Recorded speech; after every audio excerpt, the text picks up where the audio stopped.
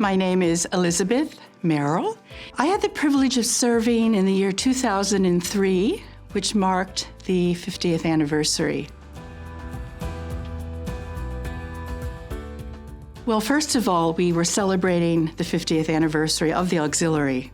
So it was very, very busy and happy and exciting and very focused on the anniversary itself. A lot of event planning, commemorative gifts. John and I had been a member for approximately 20 years or so. We joined in we joined in 1978. And I was raising our daughter, and so I was very, very busy, with her activities, and enjoyed the club immensely during those years, absolutely. And I felt compelled to give back. I was so grateful, to have been the beneficiary of all the beauty and the excitement that the auxiliary has engendered. Well, basically, our passion for sailing. We were members of the St. Francis Yacht Club, and we bought a home in Tiburon, and we just wanted to use our boat, to berth our boat in Belvedere, basically, and to use the club. This was our new home. And John was a very competitive ocean racer, and it's not that I raced with him, but I was a member of his land crew, if you will. But we did a lot of casual sailing on the bay. We chartered a bareboat in the Grenadines. I mean, we had a sustained and fabulous passion for being on the water, and this was perfect. I think we did the way we were. So it was a retro presentation going through the decades. I think the whole week we was just absolutely sprinkled with these wonderful events. We used the dream boats, and we had afternoon tea on the dream boats. Ginny Still hosted a regatta on the lagoon from her home. Nancy Rogers hosted an event at her home as well. It may have been a domino tournament because she loves dominoes. And Ann Welsh had designed the invitation, and so it was just lovely. We had a fabulous week just celebrating the auxiliary and our history, and it was just a beautiful week to remember. Well, Ann Welsh and I, this was in the year 2005, and so my presidency had concluded in 2003. I was really wanting to create a sustainable legacy.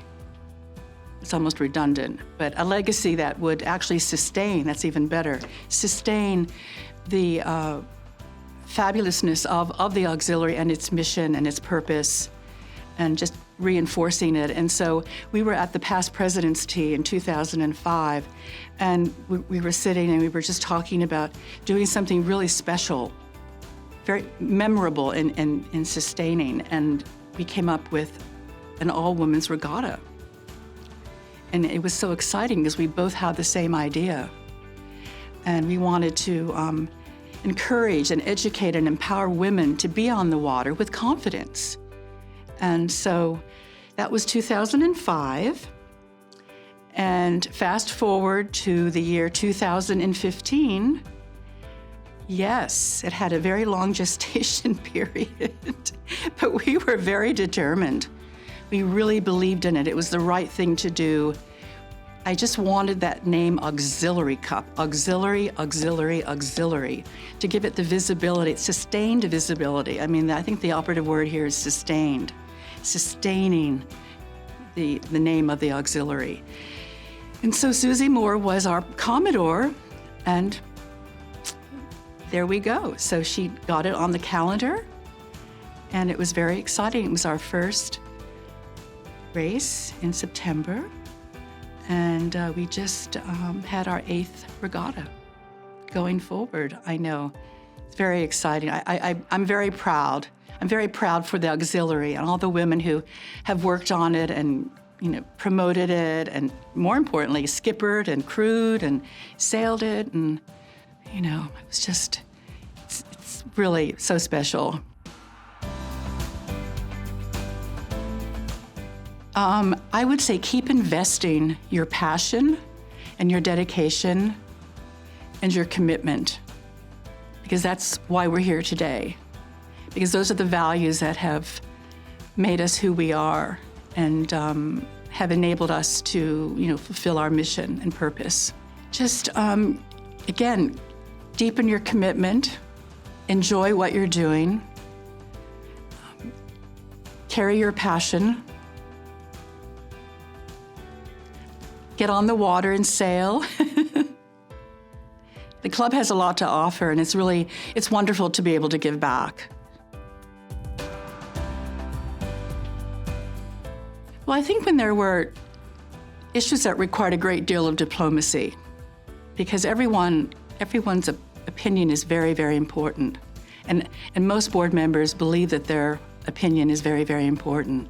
So I think it was just really kind of navigating what might appear to be difficult conversations.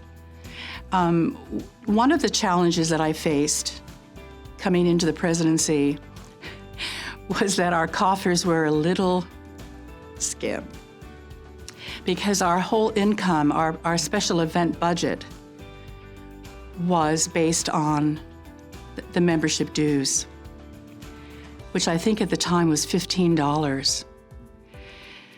So I realized, oh goodness, we have all these fabulous ideas, we have all this fabulous talent, we have very high standards, and we don't really have any money per se to fulfill or to express events the way we had envisioned them.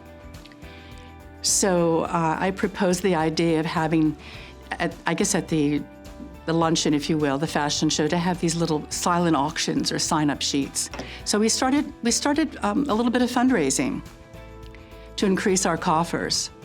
And I was very grateful, because it enabled the board to fulfill their vision and not to have to compromise, which was really important to me. I just can't do things, I have to do things 110%. Oh, absolutely. I mean, you can't volunteer, without experiencing personal growth. And that was one of the, I guess, not unintended consequences, but it made it even more fulfilling. Because the more you become involved, the more confident you become, your purpose becomes greater. It's just amplified. Your social connections are strengthened.